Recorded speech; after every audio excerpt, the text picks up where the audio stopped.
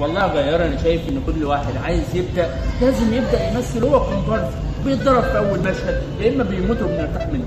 يا عم حتى الكومباكس دلوقتي بقى عايز اسمه محطوط في البوستر. يا عم ده انا اول مشهد عملته في حياتي، اول مشهد اول دور طالع بدور واحد ميت، قام جايه لي المخرجه قالت لي لا والله عاجبني تمثيلك وانت ميت، بقالي مليون سنه بتكلم ما عجبهاش غير وانا ميت. امثل كنت بهرب من القمر لحد ما بقيت وراه. هاي يا جماعه ممكن لحظه؟ طبعا.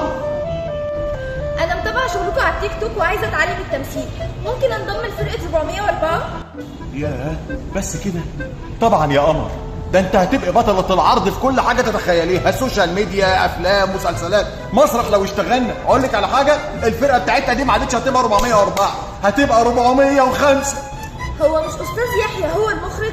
مخرج مين يا بنتي؟ ده انا ممثل من زمان، من وانا قد كده اهو، وشاطر بقى، وغير ده كله بقى انا هعلمك كل حاجه في التمثيل في مشهد واحد.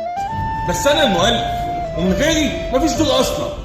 واضح ان كل واحد فيكم شايف نفسه البطل، بس انا كده همثل معاكم كلكم. طب بقول لك ايه يا نجمة، انا عندي اقتراح جامد قوي، ما تيجي اكتب لك حاجة على الضيق ونطلع انا وانت نتمرن عليها بعيدا عن البروفة. انت فاكرني جايه اتمرن ولا جايه اتهزر؟ انا جايه اتعلم التمثيل.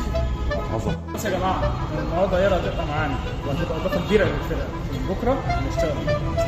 بس على فكرة التمثيل موهبة، بس الاحترام واجب، زي تربية كده، اجت قبل التعليم، واللي مش هيعرف يميز بين الحقيقة والدور يبقى بناقص منه وبناقص انه يشتغل معانا ويبعد عن المسرح.